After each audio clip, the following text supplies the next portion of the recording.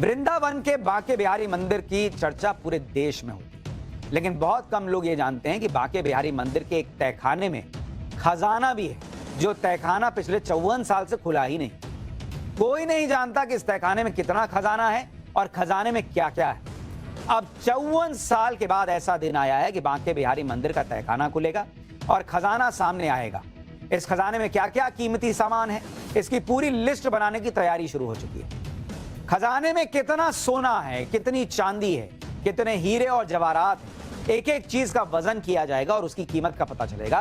पूरी लिस्ट तैयार होगी। इससे पहले साल 1971 में आखिरी बार बांके बिहारी मंदिर का खजाना खोला गया था, इसलिए इस नई लिस्ट को पुरानी लिस्ट से मिलाया जाएगा ताकि ये चेक किया जा सके कि इस खजाने में कोई घपला तो नहीं कि हुआ है। चला मैं बांके बिहारी मंदिर के खजाने से जुड़ी एक एक डिटेल आपको बताऊंगा, लेकिन पहले बांके बिहारी मंदिर के दर्शन कर लीजिए और मंदिर का खजाना देखकर कैसे आंखें चौंधिया जाएंगी उसकी एक झलक।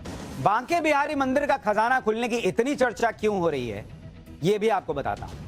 दरअसल जब 11 साल पहले केरल के पद्मनाभ स्वामी मंदिर के खजाने का तहखाना खुला तो देश ही नहीं पूरी दुनिया हैरान रह गई, क्योंकि मंदिर के तहखाने में बंद खजाने में 1 लाख करोड़ से ज्यादा के सोने चांदी के सिंहासन, छत्र, मुकुट, आभूषण, सिक्के और हीरे जवाहरातों के ढेर में।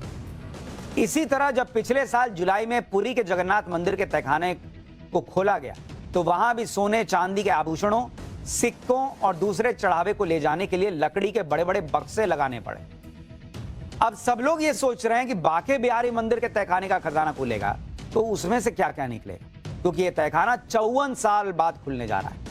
मंदिर के सेवायतों यानी बांके बिहारी के सेवा में पीढ़ियों से जुटे परिवार वालों के मुताबिक उनके पास रखे पुराने कागजात में खजाने में रखे जिन बेशकीमती सामान का जिक्र है उसमें पन्ना जड़ा हुआ सोने से बना मोरनी हार शामिल है, जिसे काफी दुर्लभ बताया गया है। नवरत्नों से भरा हुआ स्वर्ण कलश है। सहस्त्र फणी यानी सैकड़ों फनों वाला शेषनाग जिसे चांदी से बनाया गया है। हीरे जवाहरात से जड़ी हुई सोने की छड़ियां और बांसुरी, सोने और चांदी के सिक्कों के ढेर, कीमती आभूषण और गहने शामिल हैं। इसके अलावा भरतपुर, करौली, ग्वालियर जैसी रियासतों से मिले दान सेवा पत्र भी रखे गए।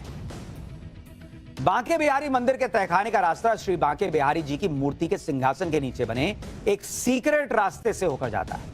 यह रास्ता करीब 12 सीढ़ियां उतरने के बाद बना हुआ है। श्री बांके बिहारी मंदिर में खजाने का रास्ता सीक्रेट रखे जाने की वजह भी मंदिर के पुजारियों ने बताई। पुजारियों के मुताबिक ब्रिटिश शासन के दौरान श्री बांके बिहारी मंदिर के खजाने में 2 बार चोरी की कोशिश हुई। पहली बार साल 1926 में और फिर उसके बाद 1936 में।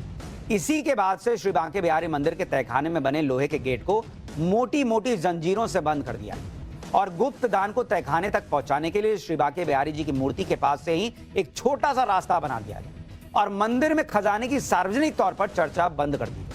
धीरे धीरे लोग मंदिर में छुपे खजाने की बात को भी भूल गए। श्री बांके बिहारी मंदिर के खजाने का रहस्य तो जल्दी ही खुल जाएगा। मंदिर में खजाना कब बनाया गया और कब कब खुला ये भी आपको बताता हूं। श्री बांके बिहारी मंदिर कमेटी के सदस्य आचार्य दिनेश गोस्वामी के मुताबिक बांके बिहारी मंदिर के मौजूदा स्वरूप का निर्माण साल 1864 में भरतपुर के राजा रतन सिंह ने करवाया। राजा रतन सिंह ने ही बांके बिहारी जी के खजाने को सुरक्षित रखने के लिए मूर्ति के नीचे तहखाना बनवाया। आखिरी बार जब साल 1971 में खजाना खोला गया उस वक्त खजाने से कई कीमती आभूषण और गहनों की लिस्ट बनाकर एक बक्से में सील करने के बाद बैंक के लॉकर में जमा करवा दिए गए। इसके बाद साल 2002 और 2004 में मंदिर समिति ने खजाने को खोलने की कोशिश की, लेकिन मंजूरी नहीं मिल पाई। अब यह भी जानना जरूरी है कि आखिर 54 साल के लंबे इंतजार के बाद श्री बांके बिहारी मंदिर का खजाना खुल क्यों रहा है। दरअसल श्रद्धालुओं की सुविधा के लिए बांके बिहारी मंदिर कॉरिडोर बनाने का फैसला हुआ है, जिसके लिए जमीन मंदिर के खजाने से खरीदी जानी है।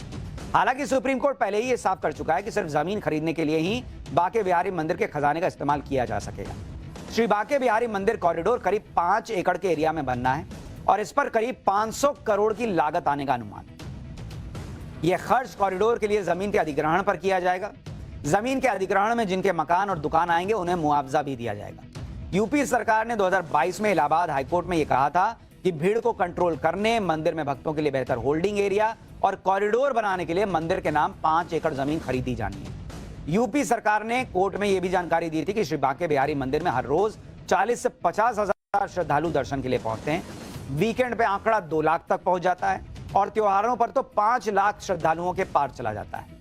कॉरिडोर बनने के बाद श्री बांके बिहारी मंदिर तक पहुंचना, दर्शन करना कितना आसान हो जाएगा, इसे समझने के लिए आपको बांके बिहारी मंदिर में जुटने वाली भीड़ की तस्वीर देखना चाहिए। कितना कंजेस्टेड एरिया है और भीड़ वाला इलाका है। कॉरिडोर बनने के बाद सीधा रास्ता तैयार हो जाएगा। 2022 में भीड़ के कारण हुई भगदड़ में कुछ श्रद्धालुओं की जान भी चली गई, जिसके बाद श्री बांके बिहारी मंदिर में बेहतर बुनियादी ढांचे की जरूरत महसूस की गई थी। क्योंकि आप देखिए, बहुत संकरा इलाका है, जहां जब सोचिए हजारों लाखों श्रद्धालु पहुंच जाते हैं तो किसी भी वक्त कुछ हादसा ना हो जाए, इसका डर लगा रहता है।